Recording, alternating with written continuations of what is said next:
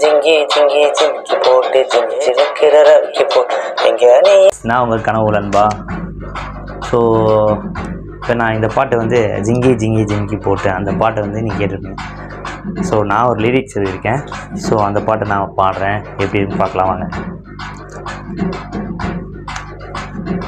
எதுக்குடா இலவசம் கொடுக்குற, எதுக்குடா இலவசம் கொடுக்குற, அந்த இலவசம் கொடுக்க பணம் எங்கேருந்து எடுக்கிற, எதுக்குடா இலவசம் கொடுக்குற, அந்த இலவசம் கொடுக்க பணம் எங்கேருந்து எடுக்கிற, கணக்கு ஒன்று சொல்லு நீ அப்புறமா நில்லு, கணக்கு ஒன்று சொல்லு நீ அப்புறமா நில்லு, இலவச மரம் ஒன்று இருக்குதா நண்பா,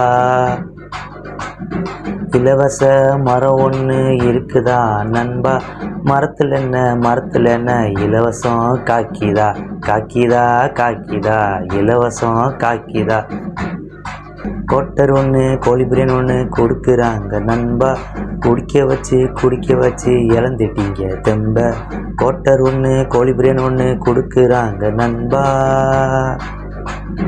குடிக்க வச்சு இழந்துட்டீங்க தெம்ப, இலவசம் வேணான்னு சொல்லு, இலவசம் வேணான்னு சொல்லு, வீட்டுக்கு ஒரு அரசாங்க வேலை கேளு, இலவசம் வேணான்னு சொல்லு, வீட்டுக்கு ஒரு அரசாங்க வேலை வேணும் சொல்லு,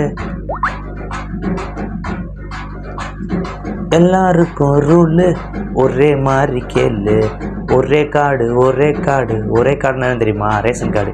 அந்த ரேஷன் கார்டு இருக்குல்ல, ரேஷன் கார்டில் வந்து PAN card, Aadhaar card, ration card, அப்புறம் வந்து சான்றிதழ், வருமான சான்றிதழ், இருப்பு சான்றிதழ், அந்த ஒரே அட்டையில் நீங்கள் போட்டிங்கன்னா உங்கள் வீட்டோட டீட்டெயில்ஸ் எல்லாமே வந்துடும். அந்த பேர் நீ வந்து எந்த ஸ்கீமில் போய் கவர்மெண்ட் ஸ்கீமில் ஒன்று அந்த கார்டை கொடுத்தாவே நீங்கள் போய் அதை எடுத்துகிட்டு சொல்லக்கூடாது, அதை வச்சே நீங்கள் அப்லோட் பண்ணணும். அவ்வளோதான், அதான் மேட்ரு, ஒரே கார்டு.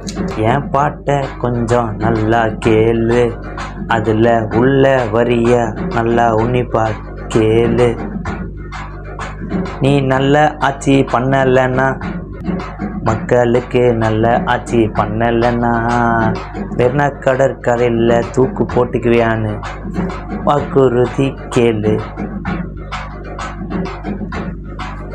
ஸோ என்னோடய ஷார்ட் ஃபிலிமில் இதுதான் நான் சொல்லியிருக்கேன். என்ன அப்படின்னா, ஒரு தலைவன் வந்து மக்களுக்காக தான் நான் அரசியல் படுத்தப்படுறான், மக்களுக்காக தான் இனிமேலுக்கு வாழணும் அப்படின்னு நினச்சிட்டு தான் ஒரு தலைவன் உருவாகிறான். அந்த தலைவன் நம்ம போனால் நம்ம மக்கள் ஜெயிக்கணும், நம்மள் ஜெயிக்கணுன்றது தான் அவனோட நோக்கமாக இருக்கணும். சப்போஸ் அவன் அந்த போரில் தோற்றுறானா அவன் சாவாக இருக்கணும். ஸோ அதே மாதிரி நம்ம அரசியல் 5 வருஷம் கழித்து ஒரு தலைவர் வந்து அந்த அரசியல் படுத்துறாரு அப்படின்னா, அவர் அந்த அரசியல் முடிஞ்சதுக்கப்புறம் அவர் சரியாக அரசியல் பண்ணலைன்னா